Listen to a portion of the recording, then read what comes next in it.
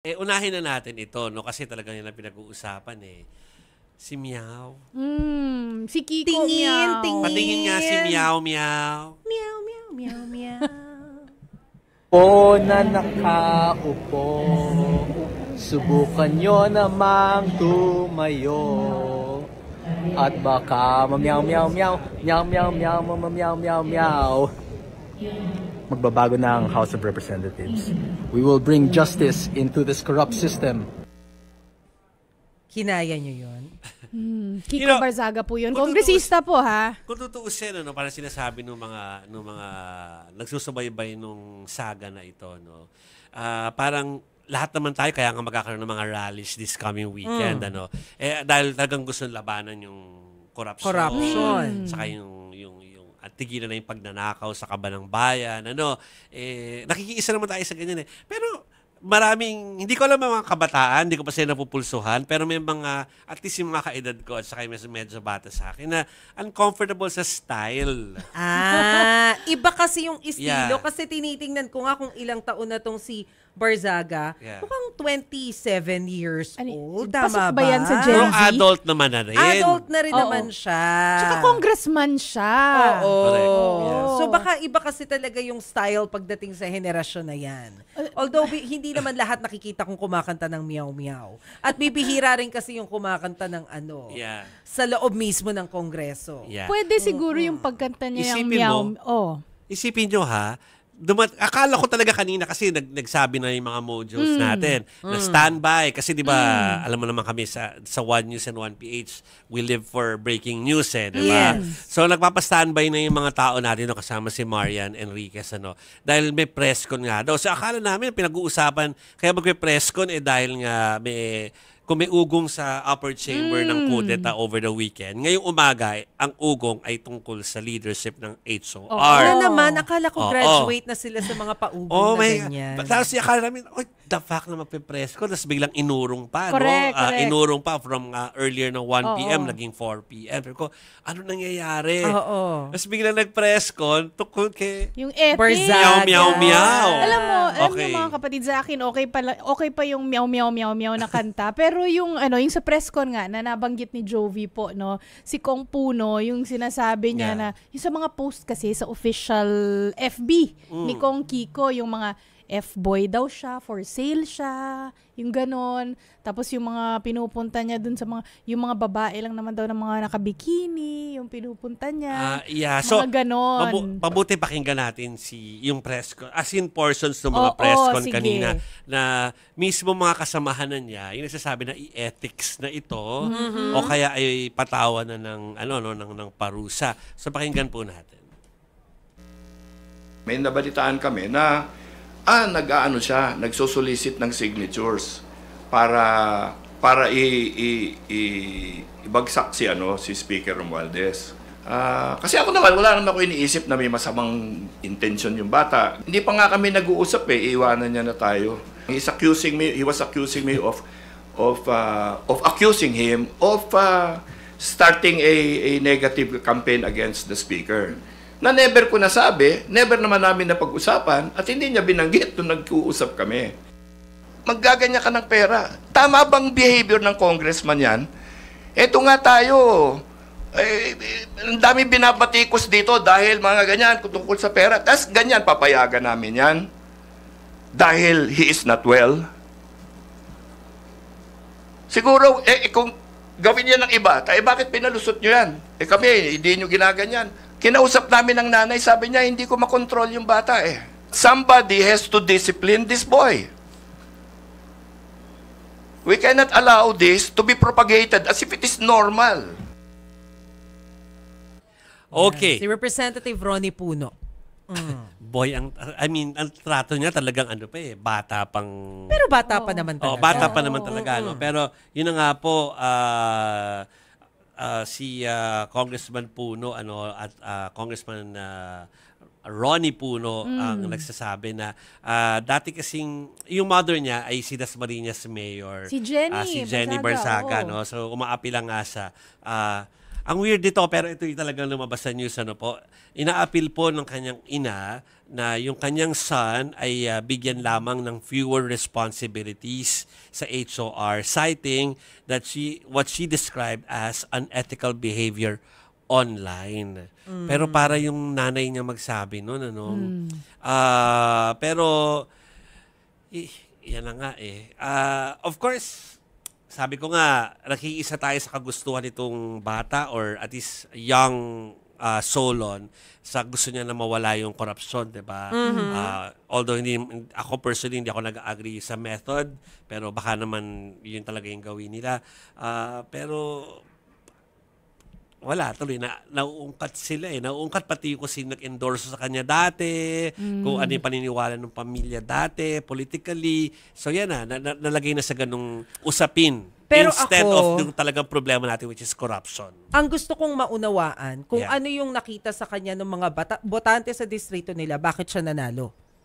Kasi Around 15K votes ba? Tama ba ako sa diba, research? kasi kahit dun sa kampanya niya, ganyan na siya. Ganyan na siya. And ganyan na siya. Honestly, marami na yung nakakita na ang weird.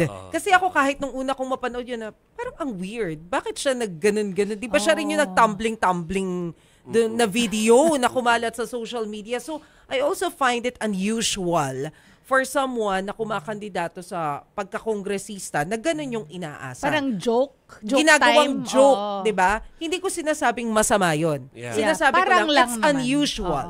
'Di ba? Sa isang kandidato na naging kongresista na umasal ng ganon. So parang in a way nauunawaan ko yung pinaghuhugutan ni na Congressman Ronnie Puno kasi ang laki rin naman talaga ng generation gap. So kung meron mang ganong klase ng kultura, yung younger generation, it's not easy for older generation to understand. And considering yung kanyang estado sa buhay na member siya ng Kongreso, hindi mo rin siguro mayaalis na may magtatanong na, anong nangyayari? Ba't ganyan ang inaasal mo? Saka isipin mo yung parents niya, mga politiko po, mga kapatid. So parang iisipin mo, may expectation ka na alam niya paano mag-behave the usual way na magbe-behave yung politiko, which is hindi joke time nga ng ganyan. Sabi nga ni Kong Puno kanina masakit daw talaga ito para sa kanila dahil kaibigan nila yung kasamahan late nila yung father. kasamahan yung Parents. yung seniors. Yung late father, yung late father. So, kaibigan nila. Although I find him entertaining. the same with No that Javi Benitez and Janet Garin, the congressmen. They were smiling. They were smiling. Hindi nila alam. Parang feeling ko, kung katabi mo, paano Feeling ko ganun din na magiging reaction ko doon Ako sa din. nasa likod niya at nasa Kasi tabi. Mangingiti harmless lang naman ako. yung ginagawa niya Exactly. dyan. Harmless siya. Oo. Harmless. Pero yung sa Facebook nga, pag nakita nyo nga, yung mga pinakita kanina ni Kong Puno, mga kapatid, parang medyo off nga talaga. Yeah. Like yun nga, F-boy for sale daw siya. Parang ibang level na yun. Ilang level. Anyway, tayo nagmamasid lamang from our different beats at saka sa ating opisina, no? At sa inyong mga bahay. Mabuti, puntahan natin si Amy, isa sa mga mojo natin. Ayan. Na nando doon, nagbantay. Ito malamang nakausap niya. Baka kasi siya, nakikita niya Alam kung niya paano. kung paano. No? Oo. Well, sige, yun muna yung tanong natin sa kanya. Hello, Amy. At pakidescribe sa mga encounter mo sa kanya, ano ba talaga? Bakit parang nagwiwirdohan ng mga tao sa kanya? Pero how is he kapag nandiyan sa camera? Well, kanina Jovi, Chiki Mase, nung nakita natin sa plenary session itong si Representative Kiko Barzaga, mukhang normal naman no? Parang nakikipag-usap pa siya sa iba't ibang kongresista, kinikilala niya at kinakamusta niya. Yun yung nakita natin as we have observed during the plenary session nga ngayong araw. At yun nga mukhang okay naman, pero kung makikita nga rin kasi natin yung posts niya sa social media, talagang medyo aggressive, no? At yun na nga rin yung pinunto ni Representative Ronnie Puno na medyo nga nagiging unethical na, kumbaga, yung nagiging kilos nitong si Barzaga pagdating sa social media. Pero kung dito naman sa House of Representatives, mukhang okay naman, sinasabi niya lang at sumasagot lang siya sa nagiging mga tanong ng House media. Ano yung sinasabi na magpa-file daw ng ethics complaint yung National Unity Party? Paano? Anong mangyayari dyan? Anong expectations natin? Well, yun nga, tulad nung nabanggit din sa press conference no kanina ni Representative Puno, naplanuhan na raw nila na mag-file nga daw nitong complaint sa ethics dahil daw hindi siya becoming of a congressman. Kung makikita din natin, medyo nagiging katawa-tawa yung pagtingin ni Representative Barzaga, pati na rin ang publiko, syempre, pagdating dito sa mga issues na kinakaharap, hindi lang ng Kamara, pero pati na rin ng Senado. Kasi kung makikita rin natin, meron siyang mga posts na against kay Senate President Soto, lalo na nga dun sa pagdamay din kay Mayor Vico Soto, kay Mayor Vico Soto. So yun, nagiging tuloy-tuloy pa rin yung diskusyon nila dito kung ano nga ba yung mga mangyayari pa sa susunod na araw. Pero yun na nga rin, nasabi kasi nila na unwell daw itong si Representative Barzaga, no? Hindi man din-disclose mentally, physically, pero kung makikita nga din kasi sa posts niya sa social media, unbecoming na daw of being a congressman. Kaya yun yung plano nila na mag-file nga daw ng complaint sa ethics na ipinapakita ni Representative Barzaga. Na-interview mo na ba siya, Amy? Nung isang beses na nagkaroon ng ambush interview, medyo nakahabol lang tayo, no? At nakita naman natin, kaya nasabi ko rin kanina na tumutugon lang din siya sa mga tanong ng Kamara. Yun nga, normal naman na sinasagot niya lang, nagpapahayag ng opinion like a usual congressman or kahit a usual person. So yun lang yung only encounter din natin kay Representative Barzaga, yung kumbaga may interaction na meron tayo kay Representative Barzaga. Okay, so Amy, eto valid din ito, no? Ililist ko ng kaunti yung usapin dahil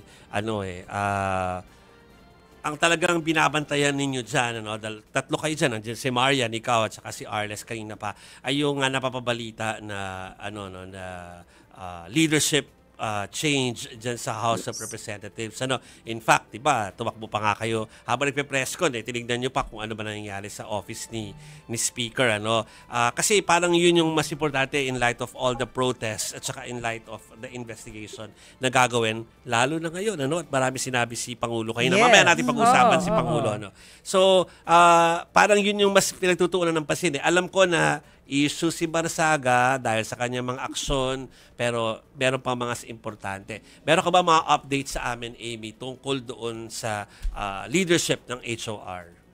Yes, tama yan, Jovi. No, kanina, mga bandang hapon, around 3 p.m., 4 p.m., binisita nga namin yung office ni Speaker Martin Romualdez. And though sa media kasi, ang pwede ka lang ay doon sa may receiving area mismo ng office, syempre nakita namin kalmado naman yung sitwasyon. So wala kaming nakitang signs na magpapalit ng leadership dito sa House of Representatives. At yun nga, kahit kanina medyo tinitingnan din namin nung plenary session, bakit kaya ang daming kongresista na present ngayon, which is unusual, lalo na kapag ganito na Monday.